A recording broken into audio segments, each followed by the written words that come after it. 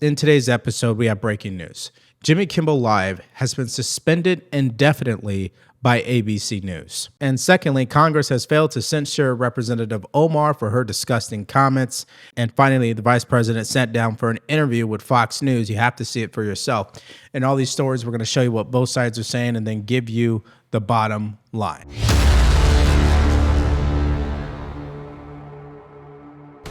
The breaking news in our pop culture lead, Disney and the ABC network are taking Jimmy Kimmel Live off the air indefinitely. This follows a controversy over comments the late-night comedian made Monday night about Charlie Kirk's suspected killer and the MAGA movement and their reaction to the assassination. Let's get straight to CNN's chief media affairs correspondent, Brian Stelter. Brian, what is going on?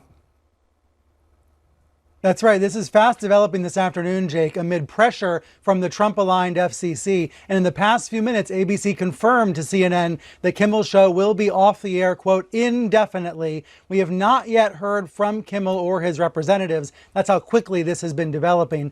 But let's back up and look at what Kimmel actually said on the program that has caused controversy. This is from Monday night in his Monday evening monologue. Kimmel suggested that the alleged killer of Charlie Kirk might have been a pro-Trump Republican. He said, quote, the MAGA gang desperately trying to characterize this kid who murdered Charlie Kirk as anything other than one of them and doing everything they can to score political points from it. He said in between the finger pointing, there was grieving. Some other liberals say in recent days that the motives are unclear and that maybe the suspect in this case was a Republican or was some sort of far-right fringe figure. Yeah, so what you have there is a good case of gaslighting from CNN.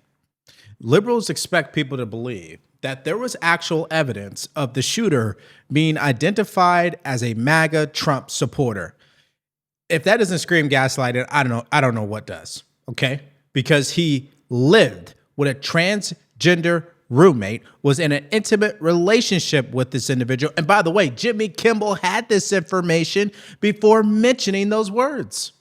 So, Nexstar Media Group, who obviously had to make this decision, released this statement, quote, Mr. Kimmel's comments about the death of Mr. Kirk are offensive and insensitive at a critical time in our national political discourse, and we do not believe they reflect the spectrum of opinions, views, or values of the local communities in which we are located. Continuing to give Mr. Kimmel a broadcast platform in the communities we serve is simply not in the public's interest at the current time, and we have made the difficult decision to suspend, but they call it preempt, his show in an effort to let cooler heads prevail as we move towards the resumption of respectful, constructive dialogue. In other words, this was about their bottom line. When the local affiliate channels are like, hey, we're catching a lot of heat, we have to pull this show right now, they had no choice but to do this. But, you know, CNN is going to continue to sympathize for Jimmy Kimmel. Of course, there has been a lot of discussion about that in recent days. There's a lot of evidence pointing in other directions about the suspect. But Kimmel was on the air talking about this, making a very serious commentary amid his jokes in his monologue Monday night. Here's where it became interesting earlier today. The FCC chairman, Brendan Carr, went on a far-right webcast and condemned Kimmel and urged ABC to suspend him. He also talked about possible regulatory punishments of Disney because there are lots of different stations that have licenses with the FCC.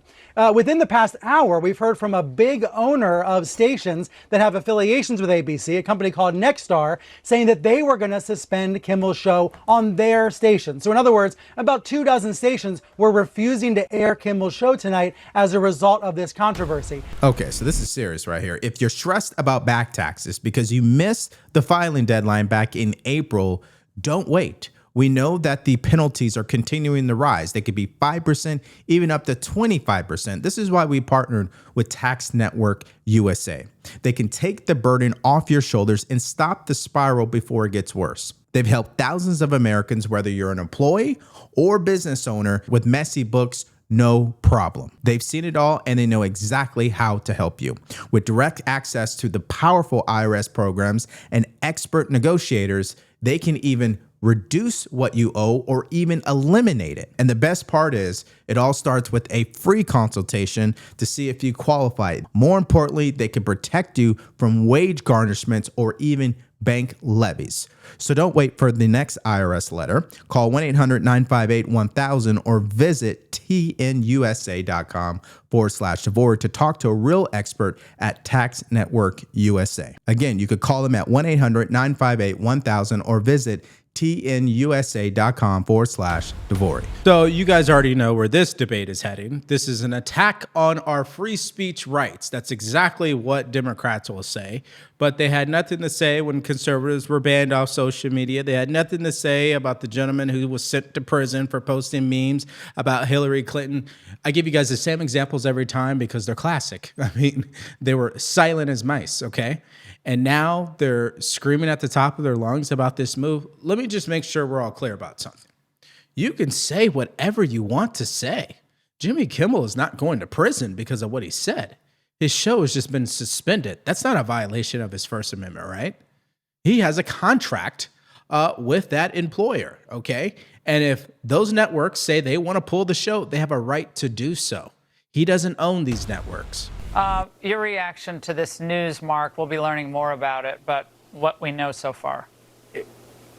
Well, it's incredible that the Walt Disney Company, which for many, many years has allowed The View and Jimmy Kimmel to take up 2 hours of real estate to appeal to the big stations in New York and Los Angeles and Chicago, where the audiences are more liberal, and now at least one station group, and I believe it's at least two, where their stations are in more rural areas and not in the big coastal cities, have said, no, a comment like that in the current environment, less than a week after Charlie Kirk was assassinated, is not acceptable. And the fact that ABC did that under some pressure from the FCC, but more under pressure from station owners, is a watershed. Again, in a history of a company that pumped out The View anti-Trump for a decade, Jimmy Kimmel, anti-Trump for a decade. No equal time for MAGA, no equal time for conservative voices. This was a bridge too far under the circumstances, and it's of a piece with what we're seeing, which is some government coercion, but also just the market is speaking. Conservatives watch TV too, and they found that unacceptable. Listen, this was the right thing to do. If I was in the position of the SEC or I was the person in charge of Nexstar, I would make the same decision.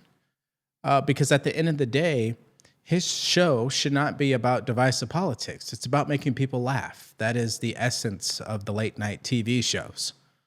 And when you get away from that because you're buying into the Trump derangement syndrome, then you're going to put the show at risk and also the credibility of these networks at risk. See, there was a time in our country where people can tune into comedy shows and they weren't talking about politics like that.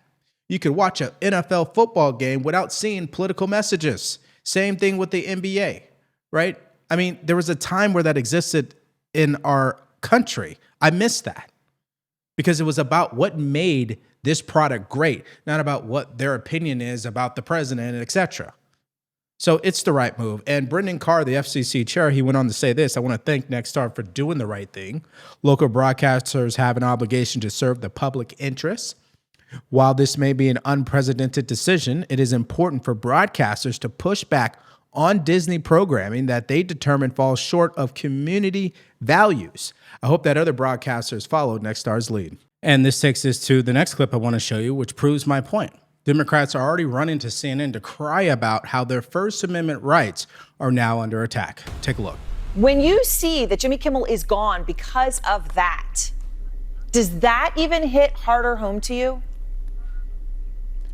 Look, I'm honestly, this is very concerning. I think first, Jimmy Kimmel is a late night host. He's a comedian. We have the First Amendment in this country. Folks have the right to say what's on their mind, and certainly in a monologue on a late night show.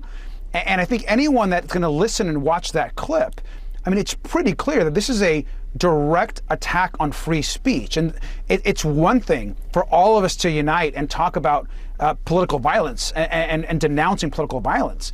It's another now to target people who you may not agree their opinion with, or that you don't like what they have to say. What's happening right now in these attacks on universities, attacks on people in their job because we don't like what they say, or we're policing every word. This is an extreme example now, and another direct attack on the media. And I think one thing is important to be said at this moment. Yeah. Donald Trump has been, in a systematic way, attacking the media, causing harm impacting the way people believe and interact with news gathering, what people are saying. And he continues and continues to tear media and media institutions down. All right. So, this is going to be the same talking point that's never going to stop. And the reality is a person can say whatever they want. It doesn't mean they are free from experiencing a consequence. We've seen students get expelled. We've seen teachers get fired. We've seen military personnel be reprimanded for their celebration of Charlie Kirk's assassination. This is no different here. And the fact that they're trying to tie this into the fact that President Trump, or the idea that they want people to believe in, that President Trump is an authoritarian leader, is a complete joke. They have short-term memory about what went on under the Biden administration. Do we need to remind people what happened when you refused to get the COVID vaccine, especially when you served in the military? They kicked you out. Now, the president did weigh in on this announcement. He said, "Great news for America. The ratings challenge Jimmy Kimmel show is canceled. Congratulations to ABC for finally having the courage to do what had to be done. Kimmel has zero talent and worse ratings than even Colbert, if that's possible. That leaves Jimmy and Seth, two total losers on fake news NBC. Their ratings are also horrible. Do it, NBC." President DJT. Senator Schumer, your reaction to this? It is outrageous. It's a page right out of Xi's playbook. This is just despicable, disgusting, and against democratic values. Trump and his allies seem to want to shut down speech that they don't like to hear. That is not what democracies do. That is what autocracies do. And it doesn't matter whether you agree with Kimmel or not. He has the right to free speech. And so it is just outrageous. It is indicative of autocracy. And I am just outraged by it. Again, this is what dictators do. This is what Xi would do. This is what Putin would do. We are not that country. Now, Nexstar wasn't the only one that had to remove Kimmel from their affiliate TV station. So did Sinclair. They're another group that owns ABC affiliate stations in 30 markets. They just removed it. In fact, they wrote a long message, about 2 minutes ago. And they just go on to say, like, hey, these comments are not acceptable. Okay, they're inappropriate, deeply insensitive at a critical moment for our country. And the bottom line is this. Regardless of ABC's plans for the future of the program, Sinclair intends not to return Jimmy Kimmel Live to our air until we are confident that appropriate steps have been taken to uphold the standards expected of a national broadcast platform. Now, here's what Don Jr. had to say. They're not losing their jobs to cancel culture. They're losing them to consequence culture. Consequences and accountability are something Democrats haven't had to face in a long time. And I absolutely agree with that. It's interesting how they lose it because they are being held accountable for their actions, for what they say. But they're always quick to try to hold conservatives accountable, especially President Trump. It's funny how that works. Look, as Barack Obama would say, look, not surprising. A party that's moved to the far left and for 10 years has not understood the appeal of Donald Trump and has failed to grapple, as Pogo would say, that the enemy is them. Donald Trump's a great politician. He's done a lot of smart things tactically and strategically, but he won 2 out of 3 presidential elections because the Democratic Party has failed to understand where it's out of step with the American people. It takes a lot at this point in my career to stun me. And I will say I am stunned and shocked by their failure to, and in the clip with President Obama, their failure to understand just how painful this is for people in this country who knew Charlie Kirk, and they continue to not understand him. They don't know what he accomplished. They don't know his heart. They don't know what he's about. And they're continuing to operate on one principle. If Donald Trump feels something, they hate it.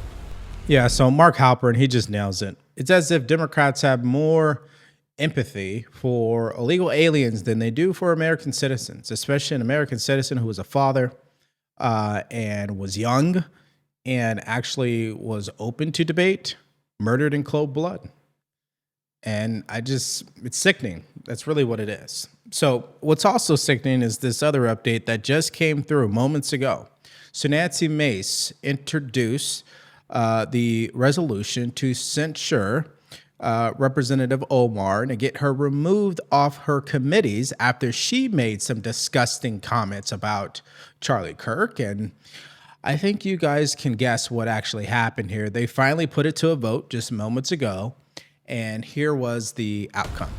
On this vote, the yeas are 214 and the nays are 213. The motion is adopted. Without objection, the motion to reconsider is laid on the table. That's it. All right. Hey everybody, Tim Burchett just leaving the House for several bills. The Democrat bill on Omar they blocked us censoring her, if you can believe that. Yes, some Republicans didn't vote with us. Just so you guys understand, the vote failed, okay? She was not censured, and she has not been removed from committees, all right? It failed 214 to 213, meaning 214 members of Congress voted yes to get rid of this resolution, all right? And the problem with that is that 4 Republicans were a part of that process, all right? Now, who were they? Representative Mike Flood of Nebraska, Jeff Hurd of Colorado, Tom McClinton of California, and Corey Mills of Florida, which I was stunned to see. And of course, one of them, they've already spoken out about why they did this, which comes from Tom McClintock himself, where he says, Omar's comments regarding the assassination of Charlie Kirk are vile. They deserve the harshest criticism of every man and woman of goodwill, but this disgusting and hateful speech is still speech and is protected by our First Amendment. Censure is formal punishment by the House, and we have already gone too far down this road. And that's why he voted the way that he did. One of the more astounding aspects of this is that it's not just people. This comes from the very top, from their political leaders. Just a few days ago, a member of Congress of this body, Ilhan Omar, shared a video on her social media account about Charlie Kirk's murder, and I'll quote what it said. It said, Charlie Kirk was Dr. Frankenstein, and his monster shot him through the neck.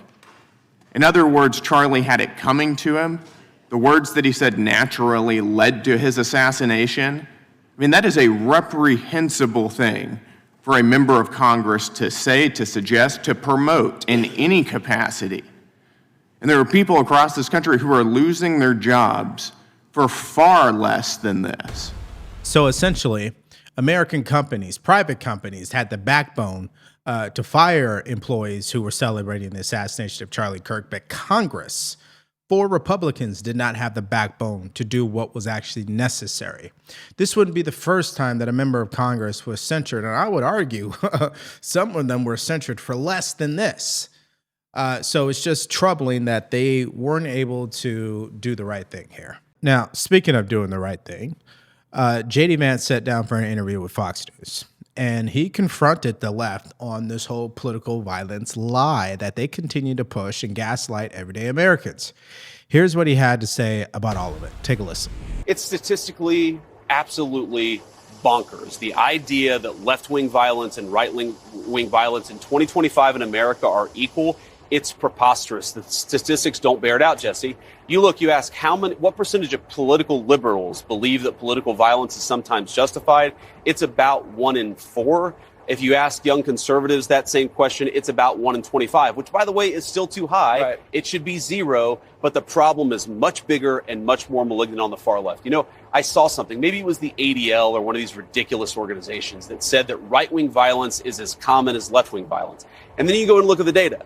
And you say, what is it that you're causing right-wing violence? One of the things that they called right-wing violence is literally a gang of black Americans beating up on a Mexican guy. Well, yeah, if you categorize everything under the sun as right-wing violence, you can make your point for you, but that's BS. Nobody's buying it. Look at the way they're celebrating Charlie Kirk's murder. Look at the way that this assassin was radicalized by left-wing and probably trans-related stuff. Look at the way that even if you're not committing an act of violence, you are supporting those who do. You see that so much more on the far left. And I wish my friends who are on the left would just look themselves in the mirror and accept that they have a problem. Yes, absolutely.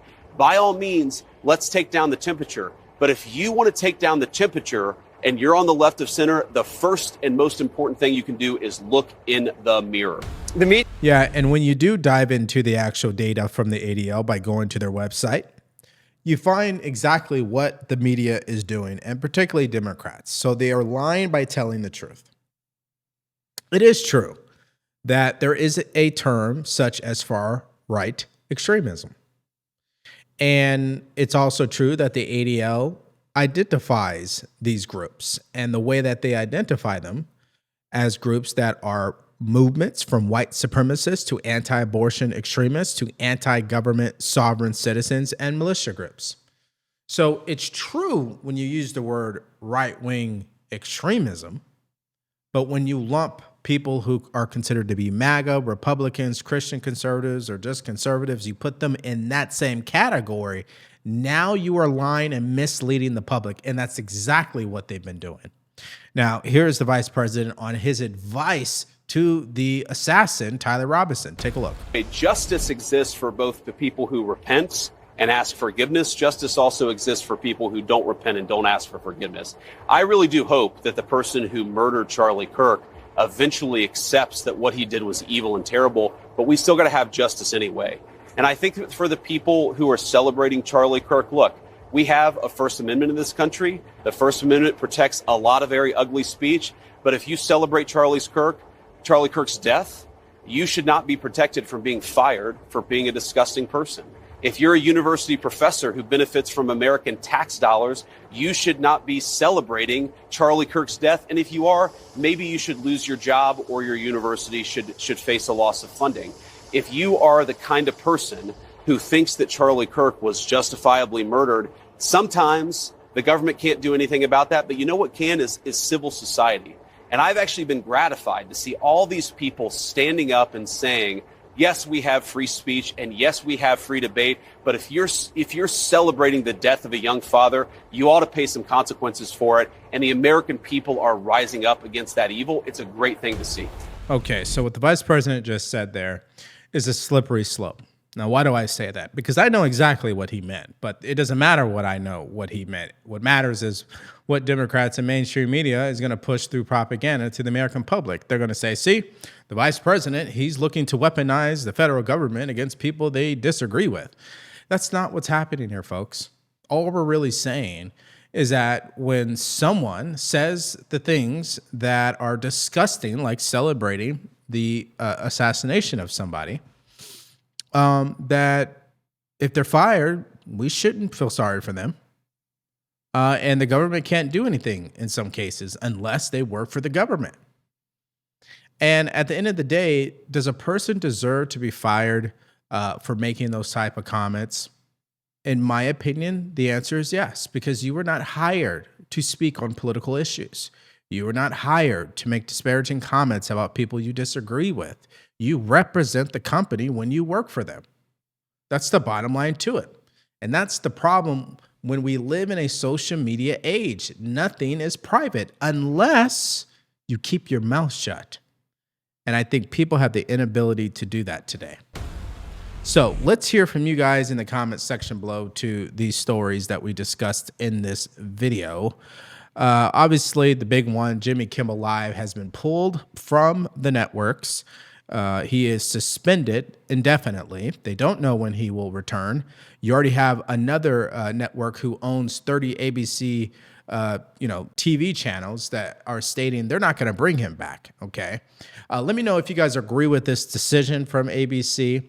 And do you believe it's a problem that the FCC and the White House obviously talked to ABC or had a hand in maybe threatening ABC to do the right thing here? Because I'm just using the Democrats' language. Do you think that is a problem? Let me know in the comments section below. And what do you make of Representative Omar, who dodged a bullet today? She was not censured. She was not held accountable for her disgusting comments. She did not lose her seat on committees. The vote failed. Do you agree with what one of the Republicans said why they supported this? Let me know in the comments section below and all your other thoughts. Okay, so now this takes us to our next video, which is about how the vice president earlier had to respond to these conspiracy theories that are continuing to increase surrounding Charlie Kirk's assassination. And I got to tell you, it's not something that I wanted to truly talk about, but I felt compelled to speak on it. So if you guys missed out on that story and more updates from earlier today, all you have to do is click on that video because it's coming up right now.